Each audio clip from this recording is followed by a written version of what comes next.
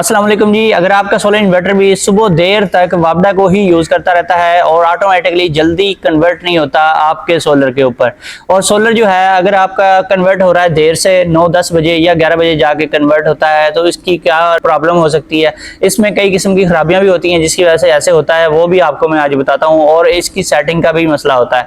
तो सेटिंग में आपने सबसे पहले क्या करना है, नंबर 1 पे आपने SPU रखा होता है और नंबर 2 पे आपने एम्पेयर्स जो रखे होते हैं वो आमतौर पर 20 रखे होते हैं, उसको आपने 30 रखना है मिनिमम।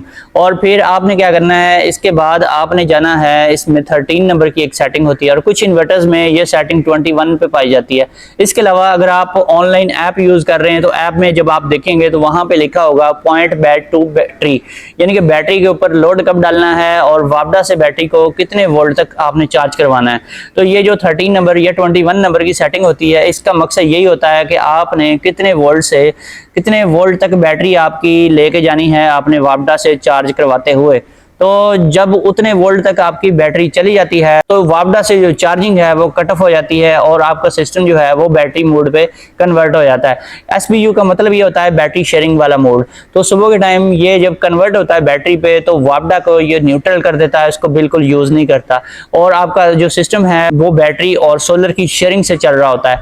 इसमें आपने क्या करना है, इसमें आपने FUL रखा होता है, यानी कि जब तक बैटरी फुल ना हो तब तक ये बैटरी को चार्ज करता रहे ग्रिड से, और या फिर आपका जो सिस्टम है तब तक वो कन्वर्ट ना हो सोलर के ऊपर और वापडा को बिल्कुल न्यूट्रल ना करे। तो आपने इसकी वैल्यू को मिनिमम कर देना है। अगर आपका सिंगल बैटरी वाला इन्वर्टर है तो उसमें आपने 12 वोल्ट कर देना है। अगर आपका 24 वोल्ट वाला सिस्टम है यानी डबल बैटरी है फिर आपने इसको 24 वोल्ट पे कर देना है। अगर आपका 4 बैटरियों वाला 6 किलोवाट का इन्वर्टर है तो फिर आपने इसकी वैल्यू मिनिमम जो आती है उसमें 48 वोल्ट की वो आपने कर देनी है।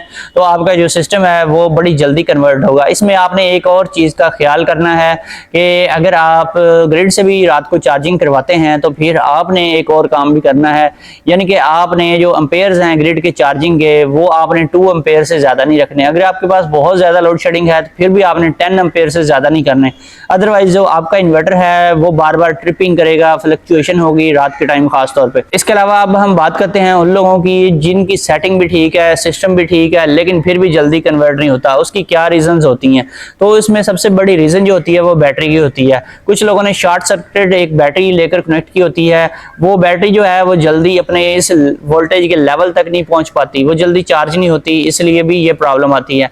और कुछ लोगों ने सोलर पैनल कम लगाए होते हैं और उनकी पावर थोड़ी होती है, सुबह के टाइम उनकी पावर बहुत कम होती है, या उनके सोलर पैनल जो हैं वो सुबह के टाइम उन पे साया आ रहा होता है। तो जब तक साया रहता है तो वो तब तक बैटरी चार्ज नहीं सही तरीके से करवा पाते, ये चार्जिंग उस टाइम बहुत हल्की होती है, इसलिए उनका सिस्टम बैटरी को सर्टेन लेवल तक बड़ी देर से चार्ज करवाता है, फिर जाके वो कन्वर्ट होता है। तो इसमें आपने क्या करना है, एक तो आपने सोलर पैनल बढ़ा देने हैं और हाई वोल्टेज की स्ट्रिंग लगानी है, यानी कि 8 पैनल आप लगाएं तो फिर आपका जो सिस्टम है वो जल्दी बैटरी को सुबह के टाइम चार्ज करवाएगा और जल्दी कन्वर्ट होगा। दूसरा काम आपने ये करना है कि आपने न्यू बैटरी अपने सिस्टम के साथ इंस्टॉल करनी है। कुछ लोग पुरानी बैटरियां लगाकर गुजारा कर रहे होते हैं, उससे उनको सबसे बड़ा नुकसान यही होता है। इसमें कुछ लोग ऐसे भी करते हैं कि शॉर्ट सर्किटेड बैटरियां या फिर बनी हुई रिपेयर शुदा बैटरियां साथ लगा देते हैं, वो बैटरियां कभी भी प्रॉपरली चार्ज नहीं होती, उनकी वजह से भी ये प्रॉब्लम जगह जगह देखी जा रही है और मैंने कई जगहों पे ये फॉल्ट ठीक किया है। इसके अलावा कुछ लोगों ने ऐसी बैटरी लगाई होती है जो सल्फेटेड होती है या शॉर्ट सर्किट बैटरी होती है।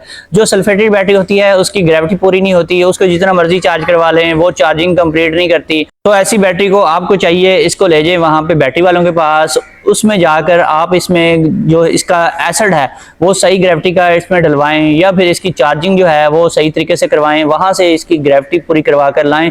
वैसे मैं पहले कई वीडियोस में आपको ग्रेविटी पूरी करने का और बैटरी को चार्ज करवाने का तरीका बता चुका हूं, और इसमें जो मिक्सचर डाला जाता है वो किस टाइम पे डाला जाता है और किस तरीके से डाला जाता है इसके ऊपर मैं कई वीडियोस बना चुका हूं। और बैटरी वाली ग्रेविटी वाली भी एक प्लेलिस्ट पड़ी हुई है चैनल पे, तो वहां पर ये सारी इन्फॉर्मेशन आपको मिल सकती है।